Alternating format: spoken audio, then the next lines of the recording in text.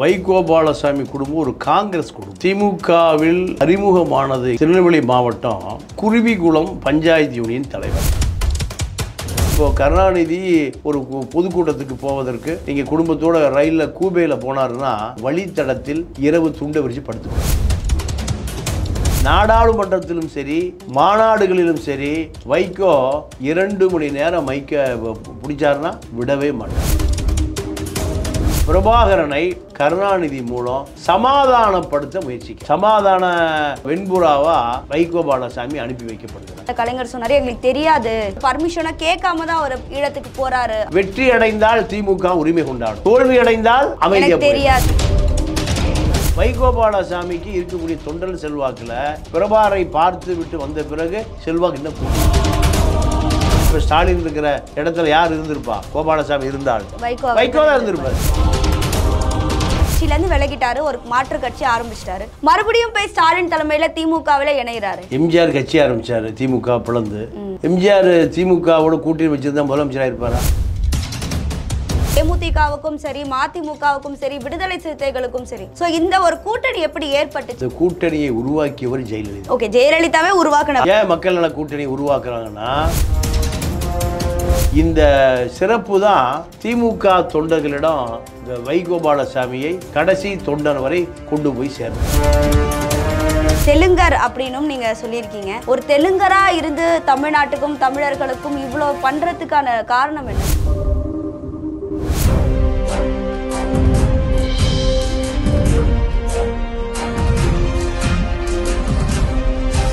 Globe 360 நேயர்களுக்கு வணக்கம். இன்னைக்கு நம்ம நிகழ்ச்சியில மூத்த பத்திரிகையாளரும் அரசியல் விமர்சகருமான திரு தமிழா பாண்டியன் அவர்கள் இணைஞ்சிருக்காரு. வணக்கம். எப்படி இருக்கீங்க? மறுமலர்ச்சி திராவிட முன்னேற்ற கழகம், இந்த கட்சியினுடைய பொதுச் செயலாளர் வை கோபாலசாமி அப்படின்னா நம்ம இப்போ சொல்லக்கூடிய வைகோ அவர்கள். அவர் ஈழத்தமிழர் பிரச்சனை, ஹிந்தி திணிப்பு, காவேரி பிரச்சனை, இப்படி நிறைய பிரச்சனைகளுக்கு அவர் குரல் கொடுத்திருக்காரு. சட்டமன்ற நாடாளுமன்ற உறுப்பினராக இருந்திருக்காரு, திமுகவில் இருந்திருக்காரு, கூட்டணி முறிவு ஏற்பட்டிருக்கு. இந்த மாதிரி நிறைய விஷயங்கள் மதிமுகவை சார்ந்து இருந்தது. ஆனால் அவர் மதிமுக அப்படின்ற அந்த கட்சி ஆரம்பிக்கும் போது திமுகவுக்கும் அதிமுகவுக்கும் வேறுபட்ட கட்சி, இதை 2 கட்சிகளையும் முறியடிப்பதற்காக உருவாக்கப்பட்டதான் மதிமுக அப்படின்ற அந்த டைமில் அவர் சொல்லி கட்சி துவங்கப்பட்டது. ஆனால் அதற்கு முன்னாடி அவருடைய அந்த திராவிட பயணம் இருக்கும் இல்லையா சார், அது எப்படிப்பட்ட பயணமாக இருந்தது? ஏன் அப்படி ஒன்றோடு ஒன்றாக பழகுன திமுகவில் இருந்து அவர் வெளியில் வர காரணமாக இருந்தது ஒரு ஈழத்தமிழர் பயணம். 1989 அவர் போன அந்த ஈழத்தமிழர் பயணம் அப்படின்னு சொல்றாங்களே, என்ன நடந்தது? அவர் எப்படி திமுகலேருந்து விலகினாரு? இல்லை, இயற்கையாகவே வைகோபாலசாமி குடும்பம் ஒரு காங்கிரஸ் குடும்பம். இவர் திமுகவில் அறிமுகமானது இங்கே திருநெல்வேலி மாவட்டம் குருவிகுளம் பஞ்சாயத்து யூனியன் தலைவர். இதுதான் அவருடைய முதல் வகித்த பதவி. ஒரு பஞ்சாயத்து தலைவராக ஆரம்பிச்சாரு. பஞ்சாயத்து தலைவராக ஆரம்பித்து கருப்புசாமி பாண்டியன், இப்போ அவர் அதிமுக திமுக எங்கே பல கட்சிக்கு போயிட்டார். அவர் எம்ஜிஆர் காலத்தில் ஒரு பெரிய டைனமிக் மாவட்ட செயலாளர் திமுகவில் இருந்தார். அப்புறம் அதிமுக வந்துட்டார். அவருடைய சிஷியம் அவர். இப்படித்தான் அரசியலுக்கு வருகிறார். கருணாநிதியை பொறுத்த வரைக்கும் கருணாநிதி எப்படி அரசியல் பண்ணுவார்னா, கருணாநிதி மிக மிக மைனாரிட்டி கம்யூனிட்டி இசை வேளாளருங்கிற ஒரு ஜாதியை கருணாநிதி தான் உருவாக்குறார். இவர்களுடைய குலத்தொழில் நாயனம் ஓதுவது. முன்னாள் முதலமைச்சர் கருணாநிதி அவர்களுடைய சமூக தொழில். ஆமா. அப்போ கருணாநிதியை பொறுத்த வரைக்கும் எப்படி என்ன நினைப்பாருன்னா, ஒரு வலுவான ஒரு சமூக தலைவர், ஒரு மாவட்ட செயலாளராக இருந்தால் தன்னை கட்டுப்படுத்த முடியாது. அப்போது மைனாரிட்டி கம்யூனிட்டி தலைவர்களை மாவட்ட செயலாளர்களாக திமுகவுடைய தலைவர்களாக உருவாக்கினால் தன்னால் கட்டுப்படுத்த முடியும். இது அவருடைய கணக்கு பாலிசி. அப்போது திருநெல்வேலியில் ஒருங்கிணைந்த மாவட்ட செயலாளர் நெல்லை நெடுமாறன். அந்த டைமில் நாடார் சமூகத்தை சேர்ந்தவர். திருநெல்வேலி, கன்னியாகுமரி 3 சமூகம் பெரிய சமூகம். ஒன்று முக்குளத்தூர், 2வது தேவேந்திரகுல வேளாளர், 3வது நாடார். இது 3 சமூகம். இதில் நெல்லை நெடுமாறனை அரசியலில் புறக்கணித்து விட்டு வைகோவை ப்ரொமோட் பண்ணுறார். ஏன்னா இந்த வைகோ தன்னோட விசுவாசியாக தொடருவார். தனக்கும் அவருக்குமான முரண்பாடு வருகிற பொழுது நாயுடு சமூகத்தை சேர்ந்தவர் வைகோ பாலசாமி. அப்போ இவர் பெரிய அளவில் தனக்கு ஒரு பெரிய தொல்லையாக இருக்க மாட்டார். இதுதான் கருணாநிதியுடைய பாலிசி. அந்த வகையில் வைகோ பாலசாமியை குறுகிய காலத்தில் மிகப்பெரிய தலைவராக கருணாநிதியால் வளர்க்கப்படுகிறார். வளர்க்கப்பட்ட பிறகு கருணாநிதியினுடைய முழு விசுவாசியாக மாறுகிறார். எப்படி முழு விசுவாசினா, இப்போது கருணாநிதி ஒரு பொதுக்கூட்டத்துக்கு போவதற்கு நீங்கள் குடும்பத்தோடு ரயிலில் கூபேயில் போனாருன்னா கூபேக்கு முன்னாடி இருக்கக்கூடிய அந்த வழித்தடத்தில் இரவு துண்டை விரித்து படுத்துக்குவார். வைகோ தலைவனுக்கு பாதுகாப்பு.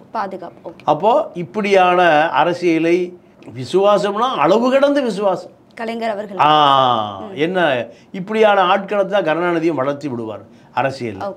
இந்த வளர்ச்சி தான் வைகோவை நாடாளுமன்ற உறுப்பினர் ராஜ்யசபா உறுப்பினர் தான். 89 தான் நாடாளுமன்றம், சிவகாசி நாடாளுமன்றத்துக்கு முதல் முறையாக மக்களை சந்திக்கிறார். இதுதான் வைகோ பாலசாமியினுடைய அரசியல் வளர்ச்சி. நீங்கள் ஒரு காலகட்டத்தில் திமுகவில் விரல் விட்டு எண்ணக்கூடிய மூத்த பேச்சாளர்கள் ஒருவராக மாறுகிறார். ஒரு பிரச்சார பீரங்கியாக மாறுகிறார். நீங்கள் நாடாளுமன்றத்திலும் சரி, நீங்கள் பொதுக்கூட்டங்களிலும் சரி, மாநாடுகளிலும் சரி, வைகோ 2 மணி நேரம் மைக்க பிடிச்சாருன்னா விடவே மாட்டார். இப்படி இந்த சிறப்பு தான் திமுக தொண்டர்களிடம் வைகோ பாலசாமியை கடைசி தொண்டர் வரை கொண்டு போய் சேர்த்தது. இதுக்கு நடுவில் 83 ஈழ பிரச்சனை வருது. ஈழ பிரச்சனை தான் தமிழ்நாட்டில் அதாவது திராவிட இயக்க இளைஞர்களை வீறுகொள்ள செய்த செயல்பாடு எதுனா ஈழ போராட்டம் தான். விடுதலை புலிகள் ஆதரவு நிலை தான். இந்த விடுதலை புலிகள் ஆதரவு நிலையில் வைகோ பாலசாமி ஒரு முறை நீங்கள் போட்டில் ஏறி போகிறார். எங்கே? இலங்கைக்கு போகிறார். பிரபாகரன் அவர்களை சந்திக்க போகிறார். அப்போ இந்த பயணம் எதற்காக நடந்ததுன்னு கேட்டால், பிரபாகரனை இந்திய அரசாங்கம் கருணாநிதி மூலம் சமாதானப்படுத்த முயற்சிக்கிறார். சமாதான வெண்புறாவா வைகோ பாலசாமி அனுப்பி வைக்கப்படுகிறார். ஆனால் திமுக தரப்புலேருந்து அப்போ முதலமைச்சராக இருந்த கலைஞர் சொன்னார், எங்களுக்கு தெரியாது வைகோ அதாவது திமுகவிடம் எந்த விதமான ஒரு ஆதரவோ இல்லை ஒரு பர்மிஷனோ கேட்காம தான் அவர் ஈழத்துக்கு போறாரு அப்படின்ற குற்றச்சாட்டை முன் வச்சாங்களே. இல்லை, அதாவது சமாதானத்துக்கான தூதராக வைகோ பாலசாமி அனுப்பியது யார்? டெல்லி அரசாங்கம். Okay sir. டெல்லி அரசாங்கம் அப்படி அனுப்புகிற பொழுது எப்படி கருணாநிதிக்கு தெரியாமல் போகும்? இதில் என்ன அரசியல்லாம், தூதுக்குழு வெற்றி அடைந்தால் திமுக உரிமை கொண்டாடும், தோல்வி அடைந்தால் அமைதியாக தெரியாது. வைகோ பாலசாமி என்ன பண்றாரு? தோல்வி அடைந்த பிறகும் அதை தனக்கான வெற்றியாக பிரச்சாரம் பண்றாரு. நான் போய் பிரபாகரனை சந்திச்சேன்.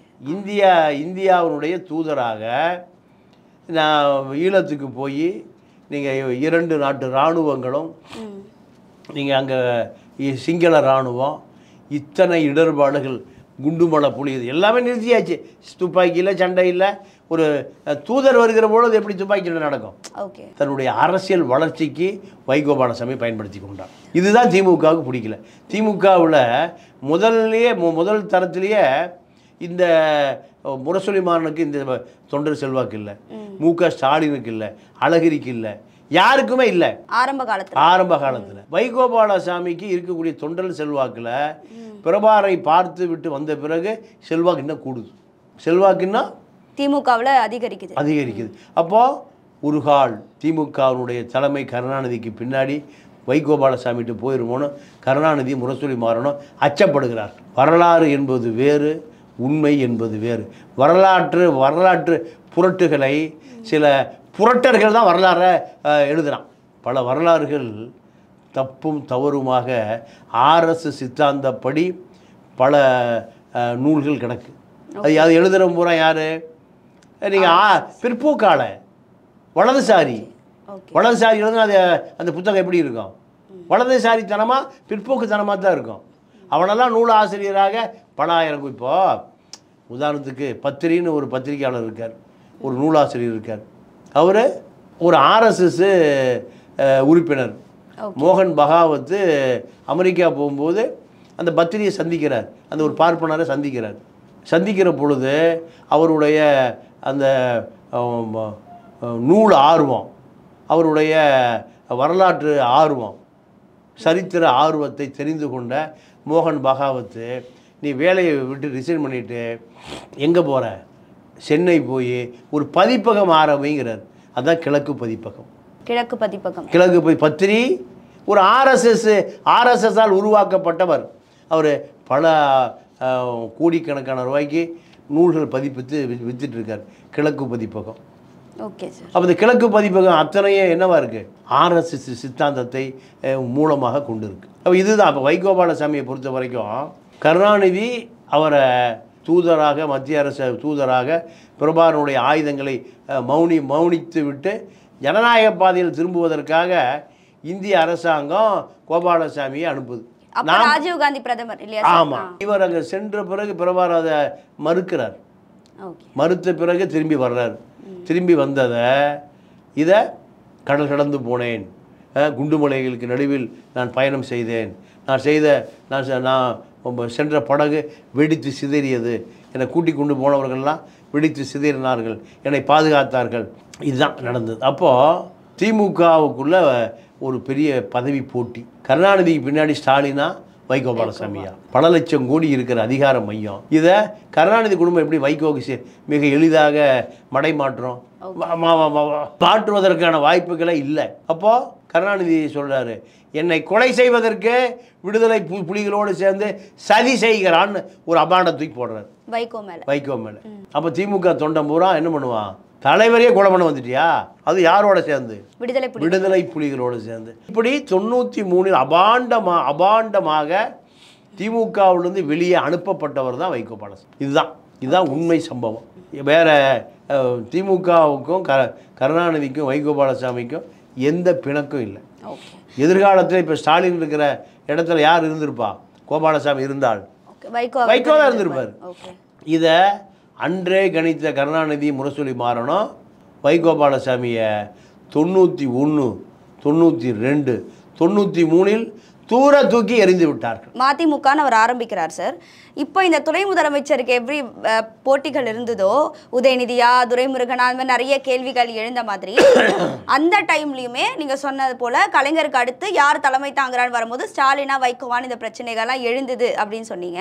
ஆனால் இதில் என்னன்னா, ஸ்டாலின் அவர்களும் அவருடைய மகன் வரிசையில், அந்த தளபதி வரிசையில் இருந்தார். இவருமே ஒரு பிரச்சார பீரங்கியாக, ஒரு பேச்சாளராக வைகோவும் இருந்தார். ஸோ அப்படி அவர் மதிமுகவை ஆரம்பிச்சதுக்கு அப்புறமா அப்போ ஆட்சியில் இருந்தது அதிமுக. அப்போ அதிமுகவுக்கு எதிராக, ஜெயலலிதாவுக்கு எதிராக பேச ஆரம்பித்தவர் மறுபடியும் ஏன் திமுகவுடைய போய் இணையணும், ஏன்னா கட்சியிலேருந்து விலகிட்டாரு, ஒரு மாற்று கட்சி ஆரம்பிச்சிட்டாரு, மறுபடியும் போய் ஸ்டாலின் தலைமையில் திமுகவில் இணைகிறாரு.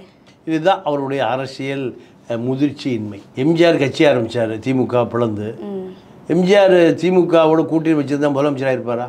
முடியாது. வைகோபாலசாமியினுடைய அரசியல் முதிர்ச்சி என்பது நீங்கள் திமுகவை கடைசி வரை எதிர்க்கக்கூடிய தெம்பும் திராணியும் இல்லை.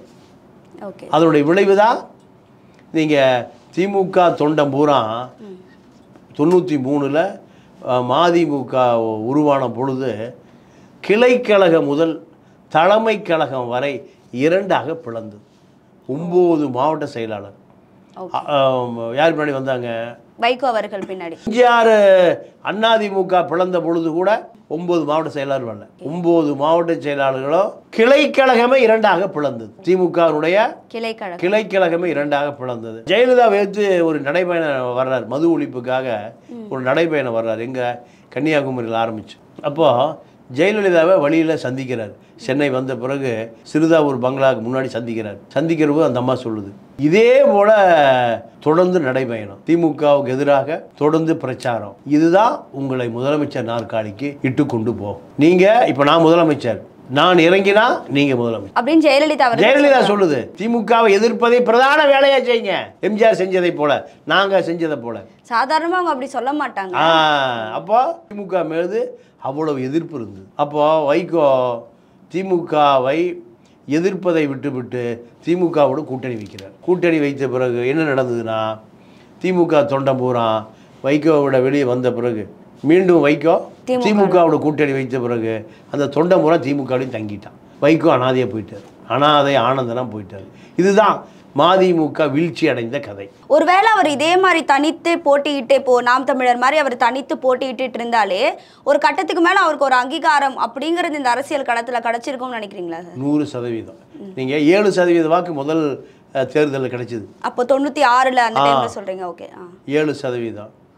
நீங்க அதே 96 2001ல் 7% 17% மாறுவதற்கு வாய்ப்பு இருந்தது. முழு மூச்சா திமுகவை எதிர்க்கணும். இதுதான் இங்கே அரசியல். இப்போ சீமானுக்கு 9% எப்படி கிடைக்குது? திமுகவை எதிர்ப்பதனால. தொடர்ந்து எதிர்த்து விஜய்க்கு இப்போ 10% ஓட்டு கிடைக்குன்னு எதிர்பார்க்குறாங்க. யார் எதிரி? திமுக. திமுகவை எதிர்க்கக்கூடியவர்கள் நீங்கள் 30% ஓட்டு போலே ஆகிறதில்லை, ஓட்டு பிடிக்க வர்றதில்லை, அத்தனையும் திமுக எதிர்ப்பு. ஆனால் அந்த திமுக எதிர்ப்பை தலைமை தாங்கக்கூடிய ஆள் அன்னைக்கு வைகோ. அன்னைக்கு வைகோ அதை செய்ய தவறி விட்டதனுடைய விளைவு இன்னைக்கு அறிவாலயத்தில் ஒரு சீட்டுக்கு துண்டை போட்டு உட்காந்துருக்கு. காரணம், தொண்டர்கள் யாரும் இல்லை. தொண்டர்கள் பூரா அதிகாரத்தை நோக்கி போயிட்டாங்க, போயிட்டான் திமுக போயிட்டான். திமுகவை எதிர்ப்பதற்காக வைகோவோடு வந்த 9 மாவட்ட செயலாளர்களும் கட்சி கிளைக்கழகம் வரைக்கும் பிளந்தது பூரா திமுகவை நோக்கி நகர்ந்துட்டான். இதுதான் வைகோபாலசாமியினுடைய அரசியலுக்கும் மிகப்பெரிய பார்லிமெண்டேரியன். ஒரு முறை நாடாளுமன்றத்தில் ஈழத்தமிழர் பிரச்சனை பேசி கொண்டு இருக்கிற பொழுது ராஜீவ்காந்தி எதிர்த்து வெளியே போகிறார். மிஸ்டர் ராஜீவ்காந்தி, நான் கேட்கறதுக்கு பதில் சொல்லிட்டு அப்புறம் வெளியே போங்கன்னார். வைகோ சொல்கிறார். அப்போ திரும்பி வந்து உட்காந்து பதில் சொல்லிட்டு அப்புறம் வெளியே போனார். ஆனால் திமுகவை எதிர்க்காமல் திமுகவோடு கூட்டணி சேர்ந்தது தான் இவருக்கு மிகப்பெரிய பின்னடைவு. சரி, இப்போ அந்த ஈழத்தமிழர் பிரச்சனையை வச்சு தான் அந்த டைமில் எல்லாருமே அரசியல் பண்ணாங்க. ஸோ அப்படி இருக்கும்போது அவர் போய் பிரபாகரனையை நேராக சந்திச்சுட்டு வந்த ஒரு தலைவர், இதில் வந்து கலைஞருடைய அரசியல் சூட்சமமா இல்லை ஸ்டாலின் அவர்களுடைய அரசியல் சாணக்கியத்தனமா, எது நீங்கள் சிறந்ததுன்னு நினைக்கிறீங்க வைகோ அவர்களை வீழ்த்தியது? யாரும் இல்லை, வைகோவே தான். வைகோவை வீழ்த்தக்கூடிய அரசியல் சாணக்கியத்தனம் என்பது கருணாநிதியிடம் எப்படி இருந்ததுன்னா, இவரை தன்னோடு இணைத்து கொண்டால் இவர் கதை முடிஞ்சதுன்னு கருணாநிதி முடிவு பண்ணார். யாரோட இணைத்து கொண்டால்? கருணாநிதி. எம்ஜிஆரை திமுகவோடு இணைத்து கொண்டு வந்தால் அதிமுகவே இருந்திருக்காது, அதிமுக இருந்திருக்காது. எம்ஜிஆர் கடைசி வரை அதை எதிர்க்க ஒத்துக்கொள்ளவே இல்லை. ஆனால் கருணாநிதியுடைய சதியில் வைகோபாலசாமி விழுந்து விட்டார். மதிமுகங்கிற ஒரு இயக்கம் முகவரியை தொலைத்து விட்டார். ஸ்டாலினுடைய பங்கெல்லாம் ஒன்றுமே இல்லை. கருணாநிதி காலத்திலேயே நீங்கள் திமுகவோடு உடன்பாடு வைத்தார். அதோடைய அவருடைய எப்போனா 99 நாடாளுமன்ற தேர்தலில் வாஜ்பாய் கூட்டணி, அதில் திமுக மதிமுக பிஜேபி அனைத்து கட்சியும் அதில் ஒன்று சேர்றாங்க. அதில் மதிமுக தொண்டம் பூரா திமுக ஜோதியில் கலந்துடுறோம். அதோட மதிமுகவுடைய அரசியல் அதோடு 2004 முடித்து வைக்கப்பட்டது. ஆக்சுவலி மதிமுக வந்து அதிமுகவோட கூட்டணியில் இருந்தப்போவே ஒரு 2-3 சீட்டு ஜெயிச்சாங்க. ஸோ அப்படி இருக்கும்போது மறுபடியும் அந்த கூட்டணியிலேருந்து வெளில வந்து திருப்பி விஜயகாந்த் அவர்களோட கூட்டணியில் இணைந்தார். மக்கள் நல கூட்டணியில் ஒரு சீட்டு கூட அந்த கூட்டணியினால் ஜெயிக்க முடியல.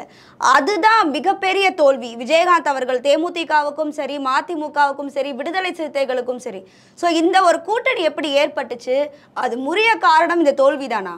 அந்த கூட்டணியை, அருமையான கேள்வி. அந்த கூட்டணியை உருவாக்கியவர் ஜெயலலிதா. ஓகே, ஜெயலலிதாவே உருவாக்கின கூட்டணி மக்கள் நல கூட்டணி சொல்றீங்க.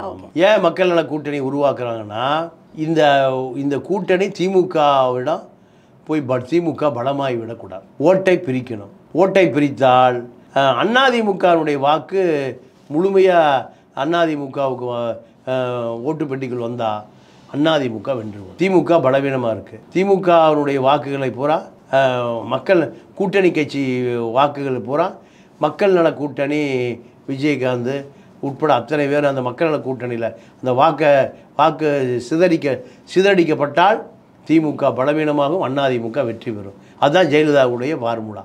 நீங்கள் 2016 தேர்தலை, சட்டமன்ற தேர்தலை 1.5% தான் அதிமுக ஜெயிக்குது.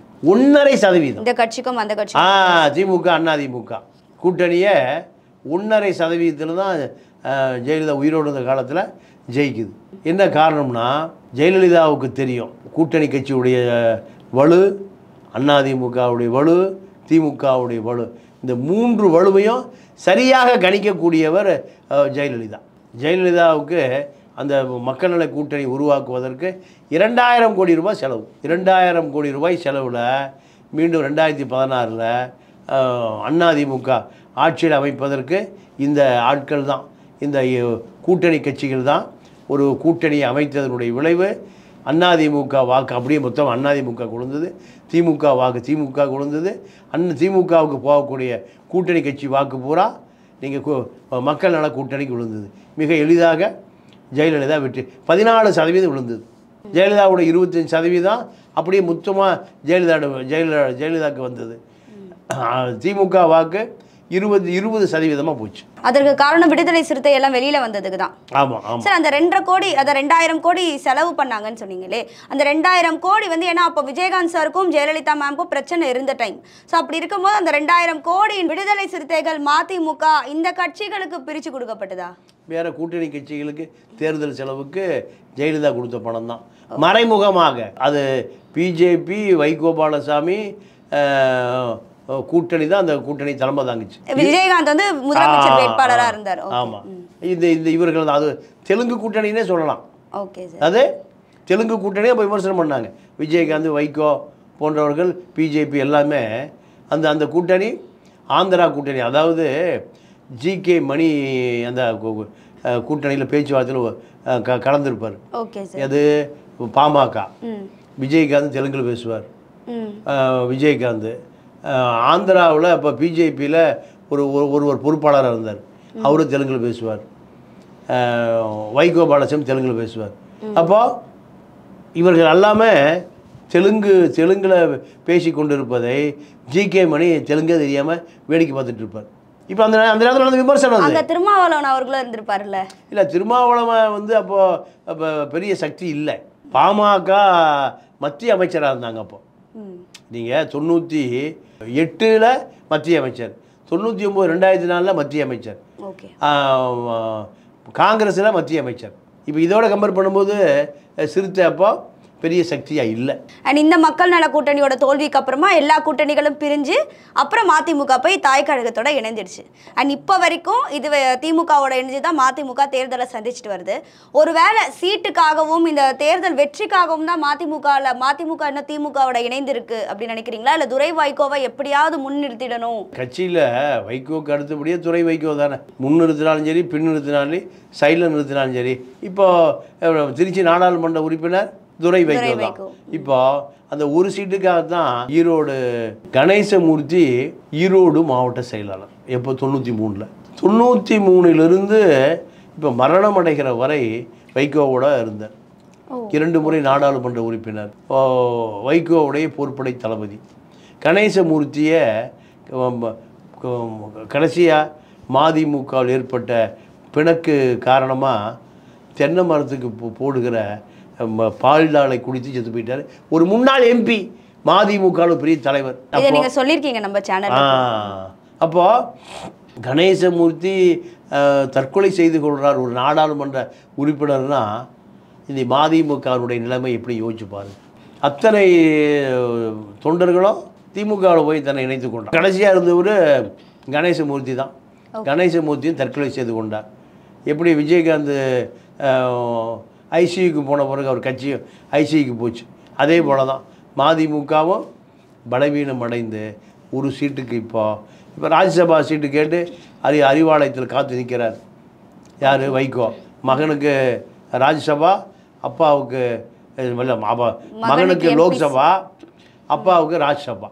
இதுதான் இன்றைக்கி திமுகவிடம் கையேந்து நிற்கிற மதிமுகவுடைய நிலை. சார், இந்த பவள விழா மாநாட்டை கூட நீங்கள் பார்த்துருப்பீங்க.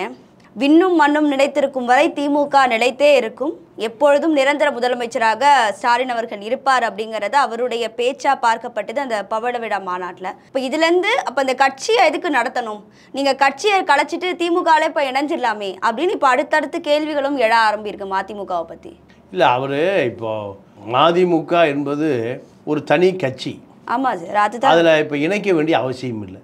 இணைத்தால் கூட்டணி கட்சி தலைவர்களுக்கான ஒரு மரியாதை இப்போ மதிமுக கிடைக்குது. அது ஒரு இன்னொரு மாவட்ட செயலாளராக மாறிடுவார் வைகோ. அப்போ இணைப்பது சரியா தொடர்வது சரியானா தொடர்வது தான் சரி. ஏன்னா இப்போ கூட்டணியாக இருந்தால் திமுக விலகி அதிமுகவில் போய் இணையத்துக்கும் வாய்ப்புகள் இருக்கு, அதனால நீங்க சொல்றீங்கன்னு நினைக்கிறேன் சார். தேர்தல் காலத்துல என்ன வேணாலும் நடக்கலாம். இப்போ 2026 தேர்தலில் இப்போதைக்கு திமுக மதிமுக கூட்டணி தான் தொடரும். அண்ட் இவ்வளோ நாள் நம்ம வைகோ பற்றி பேசினது காரணமே அவர் இந்த பவள விழா மாநாட்டில் பேசினதும் அண்ட் மதிமுகவிட தெரியாத சில விஷயங்களை தெரிஞ்சுக்கணும் அப்படின்றதுக்காக தான். பட் எவ்வளோதான் நம்ம அவரை பற்றி விமர்சனம் வச்சாலும் ஒரு டைமில் ஹிந்தி திணிப்பு, காவேரி பிரச்சனை, ஈழத்தமிழர் பிரச்சனை, தமிழர்களுக்கு ஒரு பிரச்சனைன்னு வரும்போது அடுத்தடுத்து குரல் கொடுத்தவர். அண்ட் அதே மாதிரி அவர் தெலுங்கர் அப்படின்னும் நீங்கள் சொல்லியிருக்கீங்க. ஒரு தெலுங்கராக இருந்து தமிழ்நாட்டுக்கும் தமிழர்களுக்கும் இவ்வளோ பண்ணுறதுக்கான காரணம் என்ன சார்? இல்லை, இது நீங்கள் தெலுங்கர்னா முன்னாள் தமிழர்கள், அவ்வளோதான். நீங்கள் தந்தை பெரியார் கன்னடன்னு விமர்சனம் பண்ணுறாங்க. இந்த தமிழ், தெலுங்கு, கன்னடம், மலையாளம், துளு தாய்மொழி தமிழ் தான். நான் இவர்களை எப்படி பார்க்குறேன்னா, இவர்கள் சதியால் பிரிக்கப்பட்டவர்கள். நீங்கள் சிலப்பதிகாரம் என்ன சொல்லுதுன்னா, வடவேங்கடம் தென்குமரி தமிழ் கூறும் நல்லுலகு, இமயமலைக்கு வடக்க கன்னியாகுமரிக்கு தெற்க எல்லாம் தமிழர் தான் இருந்தான்.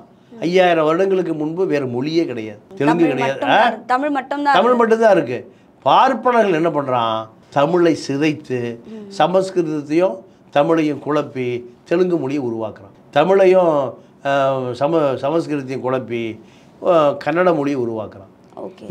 அதாவது 60-40, 70-30 மலையாளம், 70 தமிழ், 30 சமஸ்கிருதம்.